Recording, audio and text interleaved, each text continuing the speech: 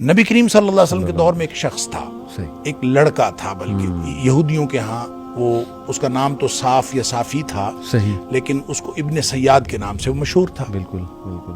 तो अब उसके बारे में सहाबाए किराम ने बाकायदा नबी करीम सल्लल्लाहु अलैहि वसल्लम से ये अर्ज़ किया कि उसके अंदर हम कुछ चीज़ें ऐसी देखते हैं जो आम नहीं है, आम लोगों में नहीं होती, लिहाजा हमारे ख्याल में वो दज्जाल है। बिल्कुल ठीक। तो नबी करीम सल्लल्लाहु अलैहि वसल्लम तशरीफ़ ले गए, आपने उसके साथ गुफ्तगू की। इसका मतलब ये है कि नबी पाक सल्लल्लाहु अलैहि वसल्लम का उसको कंसीडर करना, वो दज्जाल था कि नहीं था, उसके बारे में आगे बहुत सारी हदीस हैं, वो दज्जाल था कि नहीं था ये एक अलग बात है, ठीक है। लेकिन नबी करीम सल्लल्लाहु अलैहि वसल्लम ने उसको कंसीडर किया, आपने उसके साथ गुफ्तगू की। हत्ता कि वो कोई कहानत वगैरह करता था, यानी था तो यहूदियों की औलाद, लेकिन वो कोई किसी से कहानत सीखी थी या उसके पास कोई ऐसी चीज़ थी। कहानत कहते हैं किसी चीज़ का हिसाब लगा लेना, बिल्कुल सही। और वो हिसाब लगा लेता था।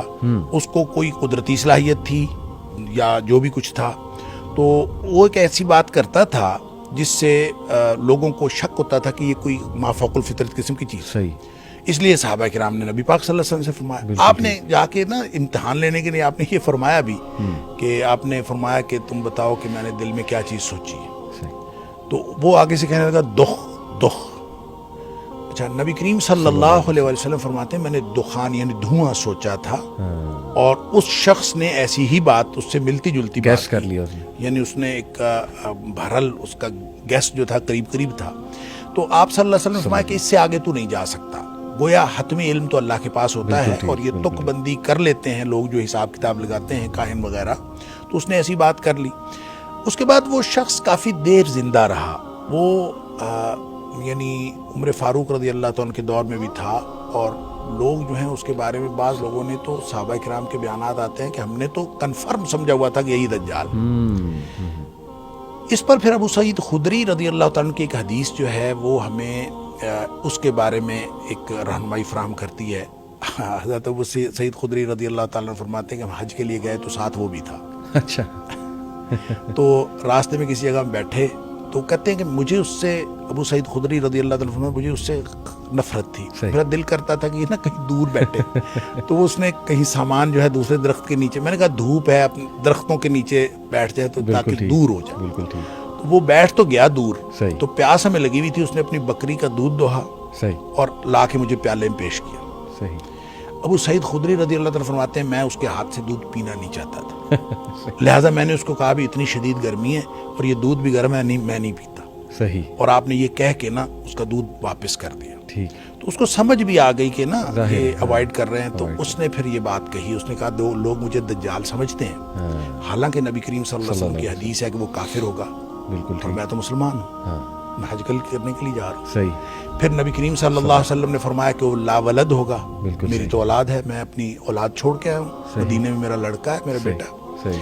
फिर नबी करीम सल्लल्लाहु अलैहि वसल्लम ने फरमाया मदीना और मक्का में वो दाखिल नहीं हो सकेगा। तो मैं तो मदीना मुनव्वरा में रहता हूँ और मक्का में जा रहा हूँ। सही।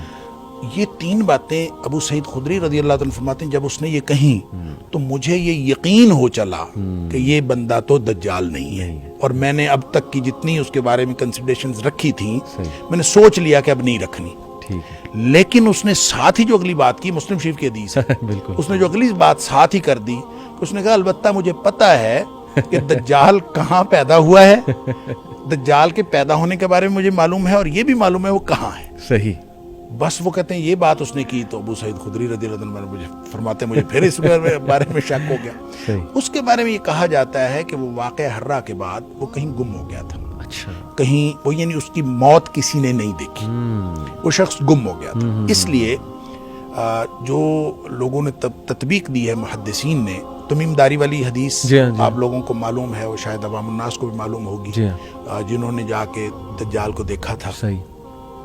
तो उन दोनों अहादीस को तत्बीक दें, और इस तरह की ये जो इब्ने सयाद वाली सारी, इब्ने सायद भी उसको बाद लोग कहते हैं, इसको आप तत्बीक दें तो जो नतीजा निकलता है, जो उलमा ने नतीजा निकाला है वो ये कि ये शख्स जो था ना, ये कोई गालिबन शैतान था। अच्छा। शैतान का कोई परतौ था, और इसका कनेक्शन था उस शख्स के साथ। दज्जाल के साथ। अच्छा। वो जो असल दज्जाल है, ये दज्जाल नहीं था, ठीक है, लेकिन इसका कनेक्शन उसके साथ था। कनेक्शन उसके साथ। और ये फिर दौड़ा भी वहाँ से है। और बाज़ ने कहा कि शैतान ने एक इंसानी रूप धारा हुआ था, सही, और इसलिए लोगों को उसकी पैदाइश और उसकी वफ़ात के बारे में कुछ इल्म नहीं है। और बाज़ लोगों का ख्याल है कि नहीं, क्योंकि नबी पाक सल्लल्लाहु अलैहि वसल्लम ने फरमाया कि दज्जाल एक तो नहीं होगा, बड़े दज्जाल के आने से पहले बहुत सारे दज्जाल आएंगे, सही है, धोखेबाज बहुत सारे आएंगे, और उसमें से एक धोखेबाज वो भी था। ठीक है, इस तरह की इंटरप्रिटेशन है। लेकिन एक बात इन सारी बातों से समझ आती है कि वो होगा शख्स, एक फ़र्द होगा, और उसकी बाकायदा थिंकिंग होगी, वो इंसानों की तरह बात करेगा और इंसानों की तरह ही वो गुफ्तगू करेगा, और इंसानों में से होगा। बिल्कुल ठीक, वगरना अगर वो कोई मशीन होती जी, या अगर वो कोई मुआशरा होता या कोई मुजर्रद फ़िक्र होती, तो नबी करीम सल्लल्लाहु अलैहि वसल्लम उस इब्न सयाद को कतन कंसिडर ना करते। बिल्कुल।